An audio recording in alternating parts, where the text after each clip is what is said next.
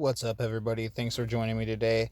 Today, we have a topic I really regret having to even bring up.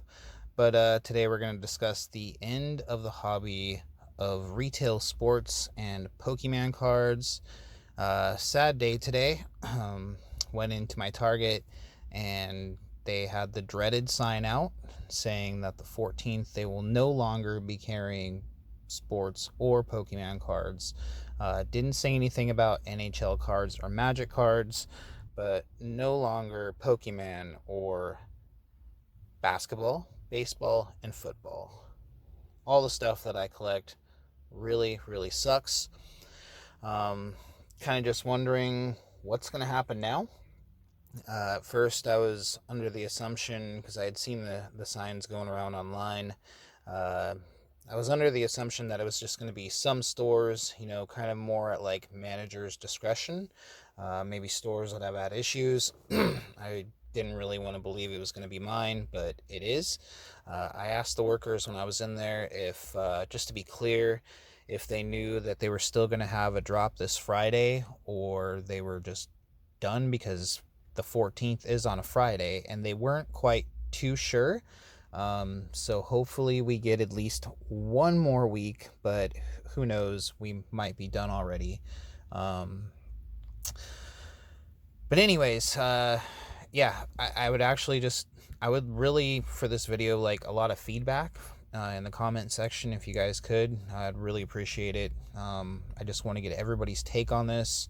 I want to know where you guys think the hobby is going to go, what's going to happen. I guess before we get into really too much more discussion, I'll give you guys a little bit of background about me and my collection. I started collecting sports cards when I was probably about 7 years old, uh, mostly baseball in the early beginnings, but then branched off to other sports and collected comic book cards in the early 90s when the Marvel sets came out and DC. I collected comics then as well, so that's why I was into those cards. But anyways, I've been collecting all my life, so I'm not like fly by night, jump on the bandwagon card collector. I've collected heavily pretty much all my life. Uh, I'd say I collected kind of casually for about a decade where I didn't really buy a ton, but I still bought occasionally. Um, but it's something I've done for, like I said, really long time, and I'm really into it. Um, so this really hits home to me, and it really worries me. Uh, it's been such a crazy year, and literally by that I mean about a year, because it's been about a year to the date when it all kind of started really hitting, and the craze really started to explode. Um, Especially for retail. I recall then I could walk into Walmart and I could still usually get cards for the most part, just about any time I wanted to. Um, didn't always have my pick on what I wanted, but they would have some okay stuff. I want to say Illusions basketball was coming out right around this time, and I mean back then I was able to go in and I was able to get Panini Prism basketball, Illusion basketball, uh, stuff with Jaw and Zion. Right when it came out, it'd be there for a day or two. All the baseball, I mean, Topps Chrome wasn't a problem to get, and some of those other sets. And then each month it seemed to disappear a little quicker. You couldn't go back in a day or two like you used to, and there'd still be something. And then it's just evolved from there. My Walmart, uh, where I normally get my cards, is at Walmart, and it's been really crazy the last month and a half or so. It used to be just a couple guys there in the morning. Sometimes none. Sometimes I would go there and be the only person there, and then it started being one or two other guys, and then we had a group of like 4 or 5, and everything's real chill, and we would always like share with each other and whatnot, and there would still be product when we left. Even it's not like we even bought all of it. Uh, then it started becoming more and more, and now it's up to where there's like 15 people there, and people are starting to get really grabby, so you're lucky to get really much of anything. So I don't know about our Walmart not carrying stuff anymore. I'm guessing that's probably going to happen really soon too. uh, but we'll see what happens tomorrow. Tomorrow's normal stocking day, so I definitely plan on going, hopefully, and getting something. But for right now, we do know Target for sure is going to be done. So, back into that. What does that do? What do you guys think?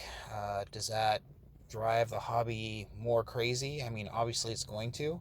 Uh, some of my questions and concerns are, from what I understand, I mean, there's already contracts in places with vendors to fill those spots on the shelves. The vendors have rented those spots basically, and that's why you don't see other things go in there and fill up those spots by the cash registers when the cards sell out.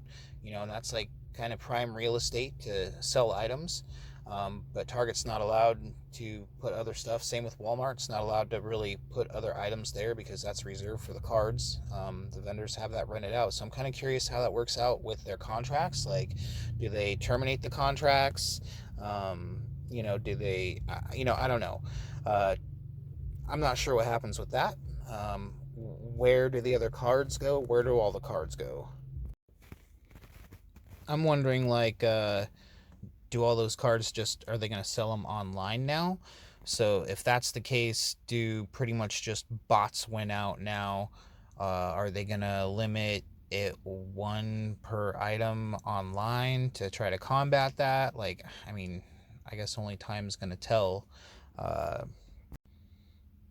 and if so, where does that put prices at? I mean, it's definitely going to raise prices for sure. Resale market's going to probably be even more than what it is now because it's going to be way harder to get your hands on any type of product, if any. It's probably going to drive, definitely probably more business to hobby shops. I mean, that's a good thing. Uh, but it also makes me wonder, will hobby shops also raise their prices? Uh, will people start like lining up at hobby shops? Or are people going to start breaking into hobby shops more? Who knows? Like, I'm just, oh my god, I don't even know. This is just so crazy. I don't really want to believe it, but it's happening. So, like I said, like comic book shops, they get Pokemon cards in on certain days, or people going to just start waiting at the comic book shops, waiting to see if they get any stock. My comic book shop already charges a little bit more than retail for Pokemon cards as is. I'm sure they're probably going to raise prices even more. Um, like I said, if bots win, resellers' price is going to go up. So, like I said, right now, if you can get to your targets, snatch up any sealed product you can. I mean, cherish it. This is it. Was When I was in there tonight, I grabbed a hanger box of Topps Heritage. I haven't really bought much of this. It's not really a set that I'm into too much. But I grabbed one just because I could, and I'm gonna hold on to it because I know I'm gonna want to rip something eventually, and I'll have something when there's none to be had. Uh, let's see, what else what do you guys think as far as you still collecting? Does this make you stop collecting altogether? Does this make you want to collect even more? I mean, a lot of times when you tell people that they can't have something, they want it more. I don't know if this is the case with everybody, but this tends to be a trend. Take something away and it's just, more coveted. So, like I said, obviously it's going to inflate prices. Um, Another thing too, breaks. We're seeing a lot of breaks online. People are still somehow, even with the limits, able to get a lot of stuff. They have friends and family go out and help them, obviously, and they're putting on breaks. So do we see less breaks? Do we see the same amount of breaks? Do we just see different breakers? People who have bots or ways around this to get product. uh, how does that affect the breaking game? um, I'm sure there's some breakers out there maybe watching the video. Let me know what you guys think. One other little thing I'm wondering, does, not being able to get cards anymore, does it drive people to, maybe try other things, dip their toes in the NFT market, or, you know, start collecting pops who don't collect pops, or other toys, or, some other type of cards, and like I said earlier, what if they, because the sign didn't say hockey or Magic or Yu-Gi-Oh, does that start driving that product up? Because I know when I went into the store and I wanted to rip something, there hasn't been anything. I mean, I buy Magic cards. My son's into Magic cards, and I still find it a fun rip. There's value in it. But the value fluctuates. That's a different type of market there.